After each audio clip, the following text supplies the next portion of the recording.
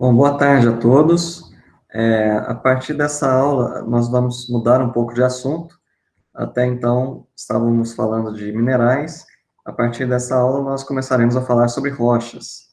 Então, nesta aula, falaremos um pouco sobre rochas, uma introdução geral, e falaremos de um dos primeiros tipos aí de rochas que a gente vai tratar, que são as rochas ígneas ou magmáticas, tá certo?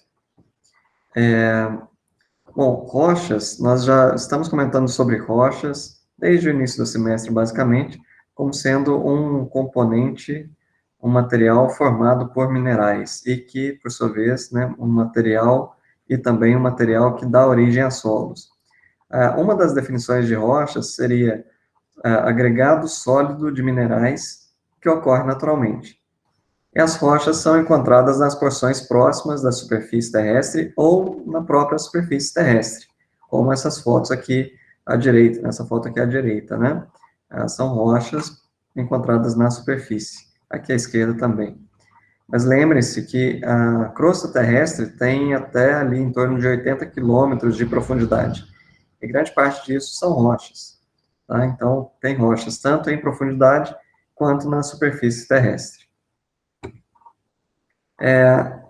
As rochas podem ser formadas por diferentes processos, nós vamos começar a falar sobre isso nesta aula, mas nas semanas seguintes nós vamos falar sobre outros processos, né, que não falaremos hoje aqui. Hoje começaremos a falar sobre isso, e dão origens a solos diferentes, né? Aqui alguns exemplos, duas fotos de dois perfis de solos formados, formados através do intemperismo de diferentes rochas. Mais para frente na aula, mais lá para o fim, nós vamos começar a fazer muito mais relações entre rochas e os solos derivados dessas rochas, solos formados por essas rochas, e aí eu vou repetir esses dois perfis para a gente fazer um exercício rápido. Bom, as características das rochas indicam a sua resistência ao intemperismo também. Nós já estamos falando de intemperismo há algumas semanas, mais mais ligado ao intemperismo de minerais. Lembrando lá da série de Bowen, né, por exemplo, aqueles minerais do início da série de Bowen, na parte mais de cima da série de Bowen, são mais ou menos resistentes ao intemperismo, hein? Muito bem, são menos resistentes ao intemperismo. Vocês se lembram por que eles são menos resistentes ao intemperismo? Bom, aqueles minerais da parte de cima da série de Bowen são menos resistentes ao intemperismo por apresentarem mais ligações iônicas, estão lembrados? As ligações iônicas são menos resistentes e esses minerais acabam se tornando menos resistentes ao intemperismo também. Olivinas, proxênios, anfibólios, né, são exemplos. E mais lá na parte de baixo da série de Bowen, temos quartzo e moscovita, dois minerais com mais ligações covalentes, mais resistentes ao intemperismo. E as rochas, como são agregados de minerais, de acordo com os minerais presentes nas rochas, elas são, consequentemente, mais ou menos resistentes ao intemperismo também. Diferentes tipos de rochas se diferenciam com base na sua composição mineralógica, sua textura, estrutura e também quanto à sua origem. Nós vamos falar sobre essas características aqui. Então, só para lembrar, né, a composição mineralógica indica os minerais presentes nas rochas. A classificação das rochas é feita com base nos minerais presentes. Por exemplo, nós temos uma rocha bem comum, o granito, tem como minerais essenciais o feldspato e o quartzo. Então, dependendo da quantidade de quartzo e feldspato numa rocha, ela pode ser classificada como granito. E ainda tem como minerais chamados acessórios, aqueles que podem ocorrer também nas rochas, mas só que em menor quantidade do que os essenciais, aqueles principais.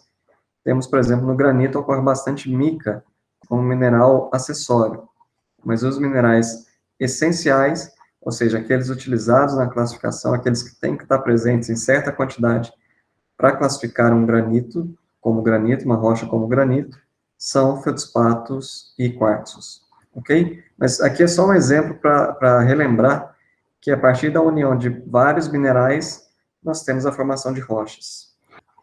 E ainda sobre isso, que de acordo com a presença dos minerais nas rochas, Os minerais são formados por elementos químicos e, consequentemente, a presença deles também determina a composição química das rochas, certo? Então, elementos químicos formam minerais que formam rochas, tudo interligado. Sobre a textura, segunda característica aí que nós vamos abordar, de forma bem mais sucinta, a textura pode ser definida como o tamanho, a forma e o arranjo entre os cristais e os grãos constituintes das rochas. Então, mesmo sendo por slide, eu acho que dá para perceber nessa foto à esquerda que a textura dessa rocha é mais áspera. Os cristais são maiores, os minerais ali presentes são maiores.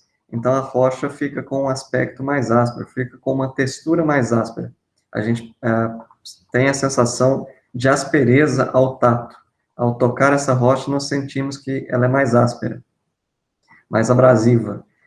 Isso é decorrência dos minerais presentes ali terem tamanhos maiores, os cristais desses minerais serem maiores. Já na foto no meio, essa rocha mais escura, aqui a gente não percebe, né, essa textura mais grosseira, é um material mais liso, menos áspero, né? Então, isso é porque os cristais presentes os cristais presentes nessa rocha são de tamanho pequeno. Então, quando nós passamos a mão, a sensação ao tato é de um material mais liso, menos áspero. Isso é basicamente a textura. Quer dizer, o tamanho dos cristais dos constituintes das rochas, tá? Então, temos rochas de textura mais grosseira, textura mais fina, temos os nomes para isso, afanítica, fanerítica, como veremos na parte de rochas ígneas. E a estrutura da rocha, muita gente confunde textura com estrutura, pelos nomes serem mais ou menos parecidos, mas a estrutura é bem diferente da textura. Enquanto a textura é o tamanho dos cristais presentes nas rochas, a estrutura está relacionada ao aspecto geral externo da rocha. Como assim? Basicamente, a forma com que os minerais se organizam na rocha. Nós temos aqui à esquerda, por exemplo, minerais claros e escuros organizados em faixas. Algo semelhante vocês veem nessa foto aqui de baixo. Já nessa foto da direita superior aqui, os minerais estão distribuídos de forma aleatória na estrutura da rocha, na rocha em si. Então, eles não têm uma organização. E a estrutura quer dizer isso, né? A forma com que os minerais se organizam nas rochas. Então, temos vários tipos de estrutura que vamos detalhando à medida que formos vendo os vários tipos de rocha existentes no planeta.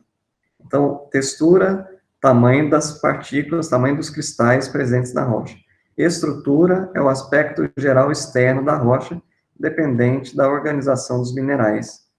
E ainda temos a origem. As rochas se diferenciam quanto à origem. Nós vamos começar a falar sobre os processos de formação de rochas aqui. E sobre a origem dessas rochas, nós temos 3 categorias. As rochas podem ser classificadas em 3 tipos.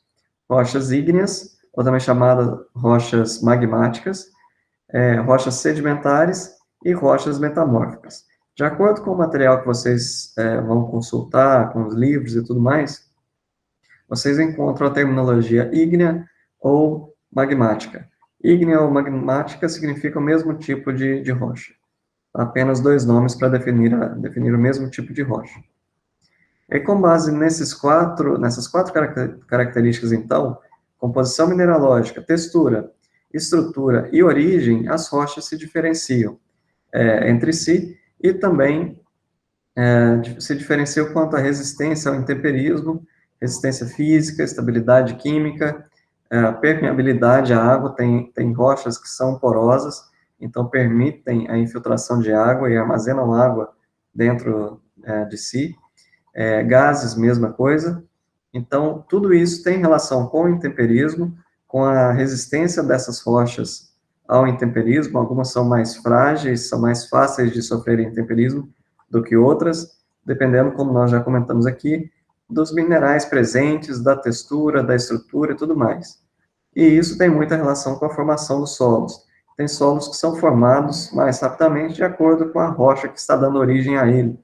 Se é uma rocha que sofre intemperismo com mais facilidade, se é uma rocha menos resistente ao intemperismo, a taxa de formação do solo vai ser maior, isso mantendo os outros fatores constantes, né? Variando apenas a rocha, mas mantendo local, ambiente, temperatura, umidade e tudo mais.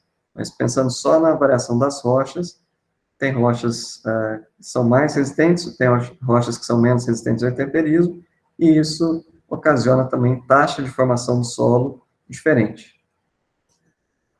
Passando para rochas ígneas ou magmáticas, primeiro tipo de rochas aí, essa classificação entre ígneas, magmáticas, sedimentares e metamórficas, de novo, é com base na origem dessas rochas, com base na sua formação. E o primeiro tipo que nós vamos ver são as rochas ígneas. Tá? O nome ígneas vem de ignis, que do latim significa fogo. Então, uma rocha originada do fogo. Como assim uma rocha originada do fogo, né? Rochas ígneas ou magmáticas são aquelas formadas pelo resfriamento da lava ou do magma. Então, aqui temos uma foto com lava resfriando, e à medida que a lava se resfria, nós já comentamos isso sobre formação de minerais, né? É um dos processos de formação de minerais. À medida que a lava se resfria, os minerais vão se formando, e quando a lava se resfria por completo, aquilo passa a ser chamado de rocha, contendo ali minerais na sua estrutura. Então, é um processo fácil de entender. É basicamente o resfriamento da lava ou do magma, quando no interior da crosta, e dando origem a rochas dessa categoria. Junto com as rochas metamórficas, essas rochas ígneas ou magmáticas ocupam 95% do volume da crosta terrestre. Então, a grande parte, a maior parte da crosta é formada por rochas, tanto ígneas quanto rochas metamórficas, que nós vamos falar daqui a pouco. Em algumas semanas nós vamos falar sobre rochas metamórficas. Então, elas ocupam grande parte do volume da crosta, mas na superfície da crosta, elas só ocupam uma área equivalente a 25% do total da superfície. Então, elas se concentram mais em profundidade. Tem poucas rochas ígneas e metamórficas expostas à superfície terrestre, né, na superfície terrestre. Grande parte delas está no interior da crosta, no interior do planeta, fazendo parte da crosta terrestre. Então, elas só ocupam 25% da área total do planeta. Então, se vocês separarem, 25% da área da superfície terrestre ocupados por rochas ígneas e metamórficas, e os outros 75% por rochas sedimentares, que é o tipo de rocha que sobra, né? Então, esses dois tipos de rochas, ígneas e metamórficas, ocupam muito pouco da superfície, em área da superfície. Elas predominam na crosta como um todo. Já as sedimentares são o oposto. Elas têm pouco volume no planeta, pouco volume na crosta, mas ocupam uma grande área superficial. E as rochas ígneas e metamórficas constituem também grande parte do embasamento cristalino do continente sul-americano. Então, a grande parte das rochas presentes em profundidade, que é o chamado embasamento cristalino, aqui na América do Sul, são essas rochas, grande parte é formada por essas rochas ígneas e metamórficas. Quanto ao local de formação dessas rochas, isso é algo bem importante porque interfere, inclusive, na velocidade de intemperismo, e é um dos fatores que diferenciam as rochas, tá? Dentro de rochas ígneas. Nós temos, quanto ao local de formação, as rochas consideradas intrusivas ou plutônicas, são sinônimos nesse caso, e são as rochas ígneas formadas abaixo da superfície terrestre, formadas dentro da crosta.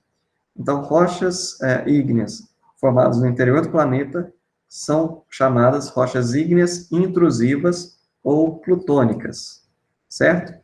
E as rochas formadas na superfície, aí sim, por erupção vulcânica, lava chega na superfície, se resfria na superfície, e forma uma rocha, essas rochas são chamadas rochas ígneas extrusivas ou vulcânicas.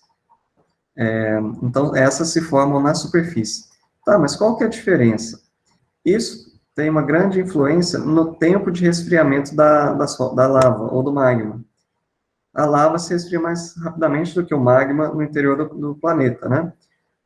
Então, as rochas formadas na superfície, então, pelo resfriamento da lava, tendem a se resfriar mais rapidamente, e lembrando lá de tamanho de minerais, tamanho dos cristais, com o tempo de resfriamento, mais rápido o resfriamento, menores são os minerais componentes dessas rochas. Essas rochas terão uma textura mais fina, textura menos grosseira, textura mais lisa. Os cristais formados serão pequenos. Já as rochas intrusivas, tempo de resfriamento mais longo, os cristais serão maiores. Então, textura mais grosseira, mais áspera. Aqui tem um exemplo de duas rochas formadas pelo resfriamento do mesmo tipo de lava. Nesse caso aqui, lava riolítica. Reparem, uma é extrusiva e outra intrusiva. Cada pontinho que vocês estão vendo aqui de cor diferente, nessa intrusiva, são cristais de minerais diferentes, sem aumento por microscópio, por lupa, nada disso. Então, aqui a gente consegue observar o tamanho dos cristais com facilidade. Já na rocha do lado esquerdo, mesma lava, né? Só que os cristais são muito pequenos. O tempo de resfriamento foi bem mais rápido, foi bem menor, e aí os cristais dessa rocha são bem menores. Então, a gente não consegue observar facilmente a olho nu. Ok? Só para a gente recordar, quais são os três tipos de lava mesmo, que a gente já viu lá naquela primeira parte da matéria? Lembrando, nós temos três tipos de lava. Andesítica, que tem teores intermediários de sílica, de ferro, cálcio, magnésio, e tem os dois outros tipos. Lava basáltica, tem os maiores teores aí de ferro, cálcio, magnésio, vários nutrientes, e menores teores de sílica. E, por outro lado, temos a lava riolítica, que é a oposta da basáltica. Então, a riolítica, que apresenta maior quantidade de sílica e menor quantidade de ferro, cálcio, magnésio e outros nutrientes, certo? A andesítica tem teores intermediários entre esses dois, entre esses dois tipos de lava. E por que eu estou comentando sobre isso? Isso tem muita relação com a composição química das rochas formadas, por essas lavas acabarem proporcionando a formação de diferentes minerais, e os minerais serem componentes dessas rochas, né? Então, uma rocha formada pelo resfriamento de lava basáltica é muito diferente da rocha formada pelo resfriamento de lava riolítica, por exemplo, em termos de composição química, minerais, etc. E, consequentemente, os solos formados a partir dessas duas rochas serão bastante diferentes também. A diferença entre esses dois tipos aí de rochas ígneas, intrusivas e extrusivas, tem muita relação com o tempo de resfriamento, tamanho dos cristais formados, e isso também interfere na resistência ao intemperismo, como já vamos comentar. Sobre a composição química de rochas ígneas, a composição química tem como base o teor de sílica dessas rochas. Então, de acordo com o teor de sílica, elas são classificadas entre ácidas, intermediárias, básicas ou ultrabásicas. Reparem que as rochas com maior quantidade de sílica, mais de 66% de sílica, são consideradas rochas ácidas. Exemplos, granito e riolito. São as duas rochas que estavam no slide anterior. Intermediárias, quando os teores de sílica são menores que 66 e chegam até 52. Exemplos, diorito, andesito, granodiorito e dacito. Entre 45% e 52% de sílica, rochas básicas, rochas máficas. Máficas, lembrando, a gente já definiu esse termo, cores mais escuras. Minerais de cores mais escuras e, consequentemente, rochas mais escuras. E, quando menor que 45% teor de sílica, rochas ultrabásicas ou ultramáficas. Exemplo, peridotito. Então, quanto mais ácida, ou seja, quanto mais sílica tem na rocha, mais minerais félsicos tem ali, e a rocha passa a ter cores mais claras. Rochas de cores mais escuras têm mais minerais máficos, e lembrando, maiores quantidades de ferro e magnésio, principalmente, e menores quantidades de sílica, tá certo? Essas relações que são importantes. A gente está linkando aqui composição química com minerais presentes, cor das rochas, e daqui a pouco a gente chega nisso, relacionado a solos. Aqui só um exemplo de um granito, aqui na foto de cima, cores mais claras, vários minerais que a gente consegue ver olho nu, e aqui um basalto, cores mais escuras, menos sílica, uma rocha máfica, um exemplo de uma rocha mais escura com minerais máficos. Ainda sobre composição química, que é baseada no teor de sílica, isso tem muita relação lá com a série de Bowen, com os minerais presentes, como nós já comentamos, né? Então, só para recordar, quanto menos sílica na rocha, mais minerais máficos nós temos. Então, mais olivina, piroxênio, anfibólio, biotita, minerais desse tipo, estão presentes ali. Quanto mais sílica, cores mais claras, mais feldspatos, quartzo, ah, basicamente esses minerais em maior quantidade, e menor quantidade de nutrientes em relação àqueles minerais máficos, né? Então, tem muita relação aí da série de Bowen, minerais, composição química e rocha formada. Sobre a cor, nós já comentamos um pouquinho, isso é dependente dos minerais presentes. E temos minerais félsicos e máficos, como já comentamos. Máficos, aqueles de cores escuras, félsicos, cores claras. Félsicos vem de feldespato, sílica, então aí o termo félsico. Máfico, lembrando, como a gente já comentou sobre isso, máfico vem de magnésio e ferro, ok? Então, rochas e minerais de cores mais escuras. As rochas ígneas têm outros nomes de acordo com as cores. São as rochas leucocráticas, mesocráticas ou melanocráticas. Leucocráticas são aquelas com predomínio de minerais félsicos, minerais de cores claras. Exemplo, granito e riolito. Lembrando, são os mesmos dos slides anteriores ali sobre rochas ácidas. Então, tudo está conectado, né? Rochas ácidas têm mais sílica, são mais claras. Mais sílicas, mais sílica na rocha, então, rochas ácidas. Exemplo, granito e riolito. E por terem mais sílica, têm cores mais claras, são chamadas aí de leucocráticas. Mesocráticas são rochas com cores não muito escuras nem muito claras. Então, são intermediárias aí entre as leucocráticas e as melanocráticas. Exemplo, diorito e andesito. E ainda temos as melanocráticas, que são aquelas com predomínio de minerais máficos. Basalto, gabro, peridotito, diabásio, tipo o basalto que está aqui em cima, rocha de cor bem escura, e aqui uma rocha leucocrática, aqui na superfície, um riolito. Aqui na parte de cima, né, do slide, um riolito. Sobre a textura que nós comentamos, novamente, tamanho dos grãos que compõem a rocha, a textura tem uma relação direta com a profundidade de resfriamento e, consequentemente, consolidação da massa magmática. É aquilo que nós comentamos. Quanto mais profundo o local de formação da rocha, maior é o tempo de resfriamento. Então, com mais tempo de resfriamento, ou seja, maior lentidão para o material se resfriar, maiores ficam os cristais, a textura fica mais grosseira, certo? O oposto é válido, mas aí formando rochas de textura mais fina. Então, maiores profundidades, maior tempo de resfriamento do magma ou lava, e maior lentidão para os cristais se formarem, e, consequentemente, eles se tornam de tamanhos maiores. Sobre a textura, há uma relação também a textura da rocha e suscetibilidade ao intemperismo, facilidade ao intemperismo ou resistência. Geralmente, quanto maior o tamanho dos cristais, mais fácil é o intemperismo, tá? Mantendo, lógico, as outras condições constantes, os minerais presentes, composição química e tudo mais. Por que isso? Quanto maior os cristais, com oscilações térmicas, os materiais tendem a se expandir e contrair. Quando os cristais são maiores, essas expansões e contrações são a taxas maiores. E isso acaba enfraquecendo um pouco as ligações entre esses minerais presentes na rocha e acaba facilitando a ruptura de um mineral ali, saindo da estrutura da rocha, facilitando as modificações. Já rochas com textura mais fina, cristais menores, elas também sofrem expansões e contrações, mas a taxas menores. E aí tem menos essa influência, tem menos suscetibilidade ao intemperismo. São mais resistentes um pouco.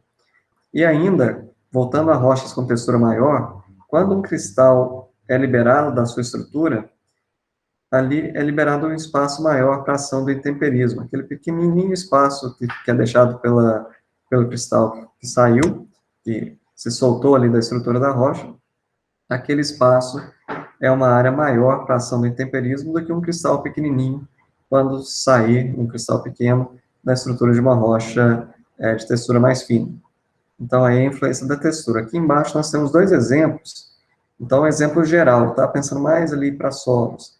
Nós temos o granito, que é uma rocha ígnea, que a gente já vem falando, com textura mais grosseira, cristais maiores. É uma rocha intrusiva, tá? E aqui um argilito, que é uma rocha sedimentar.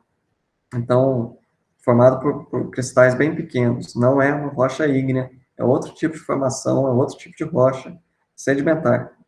Mas só para falar um pouquinho da diferença de textura, que é bem perceptível entre rochas, né? E sobre a textura, ela é classificada aí nas rochas ígneas em três tipos: faneríticas, média ou afaníticas. As rochas de textura fanerítica são aquelas com textura mais grosseira, cristais maiores. Exemplos: granito, gabro, peridotito, são aquelas rochas intrusivas. Então, reparem, até o último critério que nós estávamos observando, que é a cor, tinha muita relação. A rocha ácida tinha relação com a cor, né? As rochas ácidas tinham mais ou menos a mesma cor, eram todas ali leucocráticas. Já as rochas máficas, rochas melanocráticas, eram mais escuras, consequentemente tinham menos sílica, eram básicas ou ultrabásicas. Então elas estavam andando juntas. Agora, quanto à textura, reparem que isso já mudou. O granito não está mais junto do riolito, o gabro não está mais junto do diabásio ou do basalto, certo? Por quê? Aqui elas são diferenciadas pela textura. Temos granito, que tem muita sílica, e gabro, que tem pouca sílica. Então, aqui a composição química já não é relacionada, apenas o tempo. Temos granito, gabro e peridotito como exemplos, são as intrusivas, né? Rochas intrusivas, maior tempo de resfriamento e cristais maiores, por isso textura do mesmo tipo, fanerítica. Média, diabásio, cristais moderadamente visíveis e sentidos ao tato, em relação em relação à textura fanerítica, e a fanítica, cristais não visíveis e nem sentidos ao tato, são aquelas rochas de textura mais fina. Exemplos: basalto, riolito, traquito, são rochas extrusivas, formadas na superfície, então. E sobre a estrutura de rochas ígneas, no geral, essas rochas têm estrutura do tipo maciça. O que é essa estrutura maciça? Os minerais estão dispostos de forma aleatória, eles não estão organizados igual ocorre em outros tipos de rocha.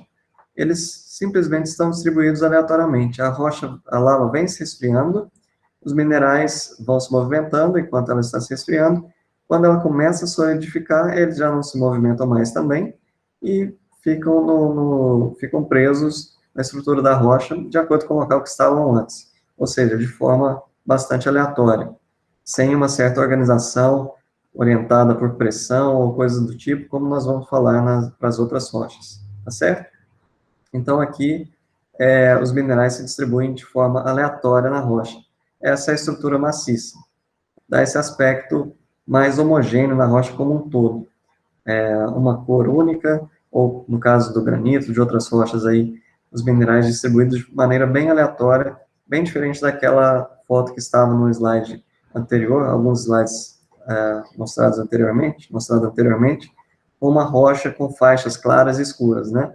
Aquilo era uma estrutura bem organizada. Já nesse caso, não, os minerais estão dispostos de forma totalmente aleatória. E vamos passar para a parte prática. Vocês vão reparar que tem várias rochas ígneas que são utilizadas no nosso cotidiano. Um exemplo é essa rocha aí, chamada pedra pómez. Todo mundo aqui já deve ter utilizado pedra pómez ou já viu alguém utilizando essa rocha mais áspera, e é uma rocha ígnea, né, formada naturalmente a partir de resfriamento de lava, tá certo?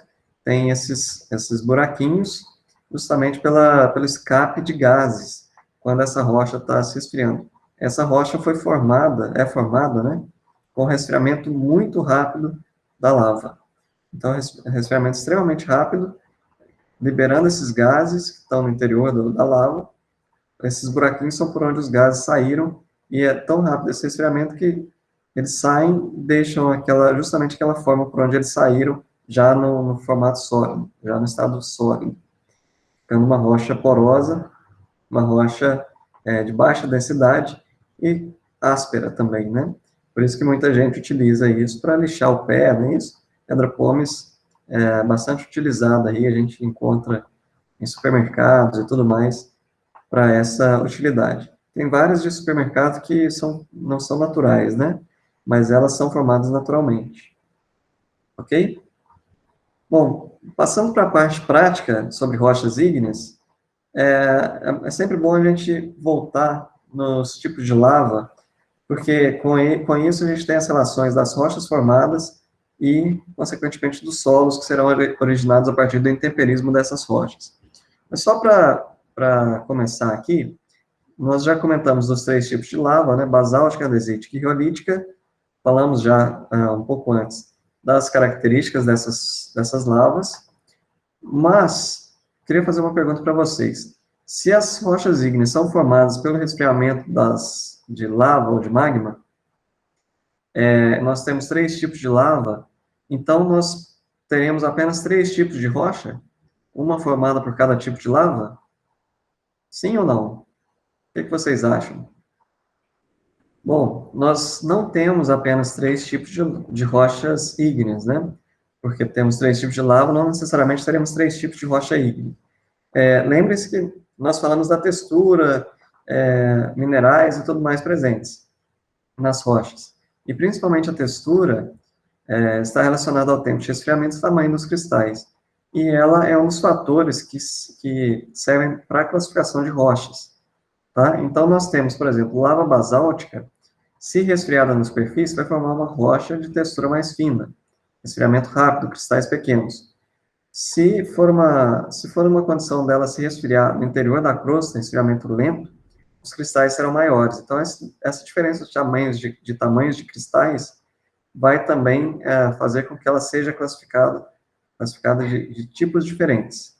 Nós temos, por exemplo, basalto, é uma rocha ígnea extrusiva, formada a partir do resfriamento de lava basáltica. Os nomes parecem, né? Já quando uma lava basáltica se resfria lentamente no interior da crosta, uma rocha intrusiva é formada, essa rocha tem cristais maiores e pode ser classificada como gabbro ou como diabásio. Então, só na lava basáltica, por exemplo, três exemplos aqui: basalto, gabbro e diabásio. Tá? Então, não temos apenas três tipos de rocha ígnea, temos vários tipos de rochas ígneas, tá certo? Mesma coisa serve para riolito, para lava riolítica e para lava andesítica. Reparem que, em alguns casos, né, o nome da rocha se parece muito com o nome da lava. Isso é válido para as rochas extrusivas. Então, basalto lembra o nome de lava, basáltica, uma rocha extrusiva. Riolito, mesma coisa, e andesito, mesma coisa. Tá certo? Eu tirei umas fotos, eu fiz uns vídeos com os materiais que nós temos no laboratório. Então, só um exemplo aqui de uma rocha ígnea formada por um resfriamento muito rápido, seria a pedra pómez. Então, uma rocha formada aí naturalmente, né, mas um material que a gente encontra com facilidade à venda em supermercados, mas muitos deles não são materiais naturais. Bom, só para mostrar, essa foto aqui de cima é de uma amostra de pedra pómez que nós temos no laboratório. Reparem o tamanho, né, dessa pedra pómez e uma pedra pómez natural. Aqui, quando a gente dá um zoom, dá para perceber muito bem esses buraquinhos, né? Lembrando, esses buraquinhos são por onde, esses poros, né, são por onde os gases saíram quando essa rocha se resfriou, quando essa lava se resfriou formando essa rocha, tá certo? Existem pedras pómez de diversas cores, geralmente as mais claras são mais comuns, mas já chegaram para nós algumas amostras bem escuras. Trouxeram umas do Chile, se não me engano, era uma pedra pómez de cor bem mais escura, tá? Mas normalmente as de cores claras que são predominantes. Esse processo de formação é muito rápido, aqui só girando amostra para vocês terem uma ideia melhor do tamanho, né? E é um material pouco denso, porque é um material poroso, e de formação muito rápida. Então, o resfriamento da lava é extremamente rápido. Por ser uma rocha de baixa densidade, quando ocorre alguma erupção vulcânica próxima do mar ou de algum lago, nesse caso aqui parece mar, mas é um lago, e por esse material ser pouco denso, esse material pode ficar flutuando mesmo, né? Isso aqui é uma foto, uma reportagem que foi feita após uma erupção vulcânica no Chile, de um vulcão do Chile, e essa foto é em Bariloche, na Argentina, que é próxima da fronteira ali do Chile.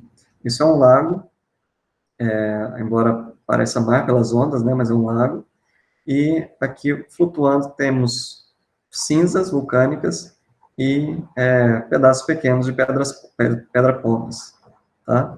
Então, isso é bem comum de encontrar em áreas com erupções vulcânicas frequentes, e quando a lava se resfria rapidamente, pode formar essa chamada pedra-pomes, tá certo?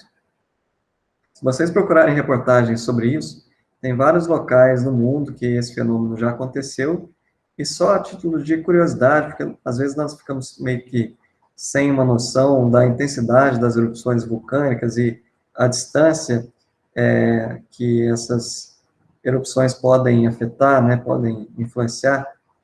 Então, nesse caso dessa foto, a foto foi tirada aqui em Bariloche, certo? E o vulcão entrou em erupção, medindo aqui pelo Google Earth, a 87 quilômetros de distância do local que a foto foi tirada. Esse aqui é o lago que vocês viam, que parecia mar, tá? Então, o vulcão estava aqui, entrou em erupção, e as cinzas e essa pedra-pomes chegaram a 87 quilômetros dele, né, em linha reta. E nem é tanto, né? Se a gente lembrar de algumas erupções recentes, também no Chile, teve casos das cinzas atingirem Porto Alegre, no Rio Grande do Sul, e no aeroporto de Porto Alegre ter que ficar fechado por alguns dias pela intensidade das cinzas, né, de um vulcão que entrou em erupção no Chile. Então, a gente às vezes não tem noção da força dessas erupções, mas elas podem influenciar locais bem distantes do local de erupção mesmo, né? Outro exemplo de material formado com resfriamento rápido da lava é a obsidiana. Obsidiana, talvez você já tenha ouvido falar também, é comum esse nome por aí, e alguns alunos, uma vez, quando eu fui mostrar uma obsidiana, eles relataram que eles jogavam não sei qual jogo aí, e que a obsidiana era utilizada como arma ou coisa assim, não sei, nesse jogo lá que eles jogavam. Mas por que isso, né? A obsidiana é um material de resfriamento muito rápido, de lava, né? E é um material que, quando lapidado um pouquinho, pode virar um material bem cortante. Então, a obsidiana é um material que, historicamente, era usado pelas primeiras civilizações e tudo, como material de corte, realmente. Porque é um material duro e, quando afiado, serve muito bem para corte, né? Então, hoje tem até ferramentas, tem alguns materiais, tipo essa faca aqui, feita de obsidiana, de material de obsidiana. Mas é um resfriamento muito rápido, não dá tempo de formar cristais, a mesma coisa para pedra-pomes, como o resfriamento é muito rápido, nem dá tempo de formar cristal, mas é tratada como rocha, porque é a mesma coisa de pedra-pomes, embora não tenham minerais, pelo resfriamento ter sido muito rápido, uma definição de rochas também aceita que rochas podem ser formadas por minerais ou por material vítreo ou até material orgânico. Então, material amorfo também entra aí, no caso, material que não é formado por minerais. Então, as duas, tanto pedra-pomes e obsidiana, embora não tenham minerais, devido ao rápido resfriamento para sua formação, são consideradas também como rochas, tá? Rochas ígneas, certo? Por essa definição de rochas poderem apresentar não só minerais, mas também material vítreo, amorfo, ou ainda material orgânico, como veremos na parte de rochas sedimentares. Então, a obsidiana é também chamado de vidro vulcânico e era bastante utilizada como ferramenta de corte. A cor escura é a mais comum para as obsidianas, mas tem de várias cores, tem verde, meio amarelado, bege, coisa do tipo, mas a preta é a mais comum. Passando para outras rochas ígneas, aqui os granitos, só uma pergunta. Vocês estão vendo aqui o tamanho dos minerais, né? O granito é uma rocha intrusiva ou extrusiva? Eu já comentei, mas e aí? Bom, os granitos, como a gente comentou, são rochas ígneas intrusivas. Formam cristais grandes, cristais maiores, certo? Então, granito, eu coloquei aqui, são amostras que a gente tem no laboratório, a gente veria essas amostras em aula presencial, mas não é possível, né, no momento. Então, eu tirei uma foto dessas amostras só para vocês terem uma ideia da variabilidade dos tipos de granitos. Por que eles são tão variáveis assim? Lembre-se, rochas são formadas por minerais, e a classificação das rochas é com base no teor de vários minerais ali. No caso dos granitos, são formados essencialmente por quartzo e feldspato, mas podem ter minerais acessórios, tá? Ali presentes, como a mica. Só para a gente lembrar, quantos tipos de quartzo vocês já viram? Quartzo realino, leitoso, enfumaçado, quartzo amarelo, roxo, verde, vários tipos, ferruginoso e por aí vai. Então, cada um de uma cor. Feldspatos tem várias cores, tá? E ainda entrando nos minerais acessórios, micas aí, por exemplo, várias cores. Então, as diferentes combinações desses minerais é que fazem com que as rochas, nesse caso aqui o granito, apresentem também diferentes cores, tá certo? Então, nós temos diferentes tipos de granito, cores bem diferentes, e granito, por ser uma rocha muito comum de ser encontrada, muito utilizado para diferentes finalidades. Tá? Eu já vou mostrar algumas aí. Então, independente da coloração, tem o mesmo valor, no caso do granito, às vezes varia um pouquinho, tá, o valor desses granitos. Quando a gente vai em alguma marmoraria, ah, ah, a marmoraria mesmo, né, comercializa essas rochas para diferentes finalidades, às vezes tem alguma diferença de preço. Tem diferença, né? Tem granitos que são mais baratos, tem granitos que são mais caros, aí a diferença é mais pela raridade do produto. Por exemplo, tem um granito mais cinza, que é mais cinza e preto, né? Que é mais barato um pouco. Agora, granito mais esverdeado, tipo isso aqui, que o pessoal usa muito o nome granito verde Ubatuba, que é bem utilizado em construção civil, pias desse tipo de granito, piso, né? Aí o valor é um pouquinho mais alto, e tem outros mais caros ainda também, tá certo? Dentre os vários tipos de granitos, nós temos diferentes usos também dos granitos, né? Só alguns exemplos mais comuns. Então, granitos são muito utilizados para produção de pias, então, pia de granito, piso de granito, escada de granito, aí o preço varia, como a gente comentou, de acordo com a cor, de acordo com o tamanho dos cristais, mas granitos são muito utilizados para essa finalidade aí de construção civil. São formados por, basicamente, quartzo e feldspato, né? Ainda contém micas e outros minerais, então tem granitos com cores diferentes e tudo. Granitos têm vários usos, como a gente já comentou, britas também, né? Brita de granito e tudo mais. E, novamente, ele é formado pelo resfriamento de lava riolítica, lava rica em sílica, com menor quantidade de vários nutrientes. E também intrusiva, por isso o tamanho aí dos cristais. Passando para lavas basálticas, para a lava basáltica, essas lavas formam rochas que são ricas em ferro e nutrientes, e os solos derivados dessas rochas também são ricos em ferro, nutrientes e tendem a ser mais argilosos, tendem a ter mais argila do que areia nesses solos.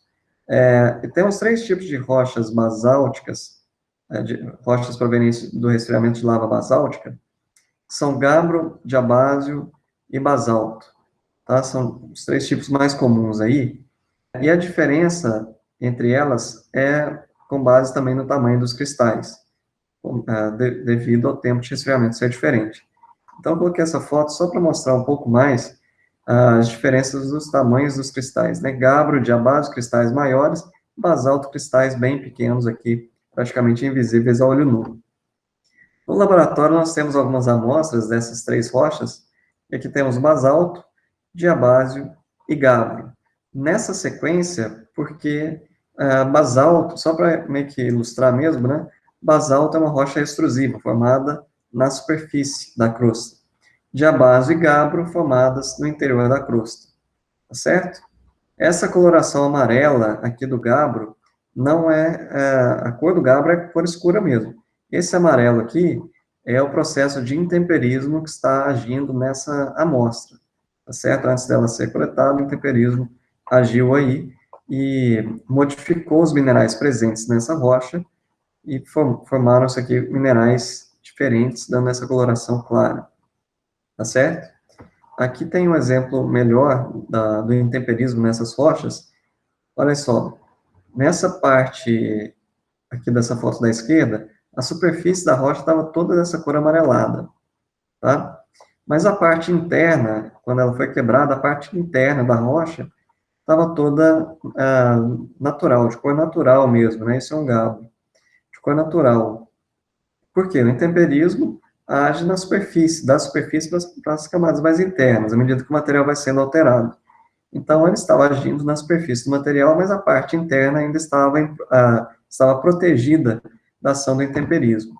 Aqui um vídeo, só para mostrar justamente isso. A rocha, por todos os lados, dessa coloração mais amarelada, indicando o intemperismo, essa coloração devido à presença de minerais contendo ferro aí, né, lembrando, rocha lava basáltica rica em ferro, e a parte interna protegida do intemperismo. Quando essa rocha foi quebrada, foi partida ao meio, deu para perceber que a parte interna estava toda preservada ainda, tá certo?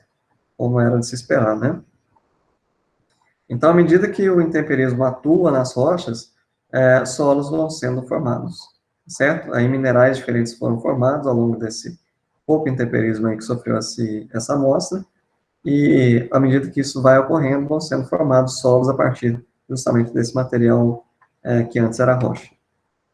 Daí as relações, composição química e mineralógica das rochas e sua semelhança com a composição química e mineralógica dos solos derivados, tá certo? E aí que começamos a fazer essas relações. Então, para a gente já ir se acostumando a essas relações e entender por que temos aí solos diferentes e tudo mais, queria fazer um exercício rápido aqui com vocês. É bem rápido, bem simples, né? Depois de tudo isso que a gente já discutiu. Temos duas rochas aqui, basalto e um granito, e dois perfis de solos diferentes. Qual que vocês acham, qual solo que é derivado de cada rocha aqui, por exemplo? Vou esperar um pouquinho só para vocês irem pensando. Qual rocha formou cada solo aí desse slide? E por quê, né? Perfeito, é isso aí. O mais escuro, o solo mais escuro aqui, né? Mais avermelhado, foi formado pela rocha mais escura, tá? E o mais claro pela rocha mais clara. Por que será? Por que que o solo mais avermelhado foi formado a partir dessa rocha de cor mais escura? Lembrando, essa cor mais avermelhada é devido à presença do mineral chamado hematita. Então, essa rocha mais escura apresenta mais ferro. Tendo mais ferro, maior a chance de formar mais hematita e deixar o solo mais vermelho, não é isso? Pelo outro lado, essa rocha aqui, o granito, cor mais clara, mais sílica, menos ferro e tudo mais, lembrando lá da lava riolítica, não é isso? Tem ferro aqui, mas em menor quantidade, forma solos menos vermelhos, ok? Beleza, então são essas relações que nós vamos começar a fazer a partir de hoje, tá? Em maior intensidade. De novo, dos dois solos aí, qual que deve ser mais fértil? Agora ficou mais fácil, né? Qual dos dois deve ser mais fértil? Ou formado a partir do basalto ou formado a partir do granito? Lembrem lá dos dois tipos de lava que formam essas rochas. Em geral, solos provenientes do basalto, que eu falo aqui basalto, né? Basalto, gabbro e diabásio, mesma composição química. Eles formam solos mais férteis, solos com maiores teores de nutrientes. Já o granito, solos com menos nutrientes do que aqueles formados pelo basalto. Só para lembrar, grande parte da UFLA apresenta esse solo aqui, que está justamente nessa foto. Essa foto foi tirada na UFLA, essa outra não. Então, grande parte dos solos da UFLA são derivados de uma rocha proveniente do resfriamento de lava basáltica. Mas, no caso, é o gabbro, não é o basalto, é o gabbro. Mas como o gabbro, se o gabbro é uma rocha intrusiva? Tudo que tinha acima desse gabbro, ao longo dos milhões de anos aí, já sofreu intemperismo, já virou solo, esse solo já foi removido, até que o gabbro que estava dentro lá da crosta foi exposto à superfície e formou esses solos que nós temos hoje em parte da UFLA, certo? Então, é um processo de milhões de anos aí, mas o material lá formado, esse solo formado lá é proveniente do gabbro, tá certo? Mas os solos de gabbro são semelhantes também aos solos formados a partir de basalto diabásico, pela semelhança em composição química e mineralógica, tá certo? Além disso, por essas relações todas, qual desses solos teria mais argila? Um derivado de basalto, gabbro ou diabásio, ou um derivado de granito ou riolito, por exemplo? Qual desses solos teria mais argila? Teria maior teor de argila? Lembrando, argila é tamanho de partícula, né? Para os minerais chegarem a tamanho argila, tem que sofrer intemperismo e serem formados novos minerais no tamanho argila, ou virem se quebrando a partir do intemperismo até chegarem no tamanho argila, certo? Então, isso tem relação com a resistência dos minerais ao intemperismo. E quais deles aí são menos resistentes? Os presentes no basalto, gabbro diabásio, ou os presentes no granito? Os presentes no basalto, gabbro diabásio, são menos resistentes ao intemperismo, né? Minerais máficos, lá do topo da série de Bowen, lá no início da série de Bowen, então eles são mais suscetíveis ao intemperismo e, consequentemente, essas rochas de cores escuras tendem a formar solos com maior teor de argila. Já granito e outras rochas de cores mais claras, a cor mais clara está muito ligada à sílica. Sílica, um dos minerais representantes aí, seria o quartzo.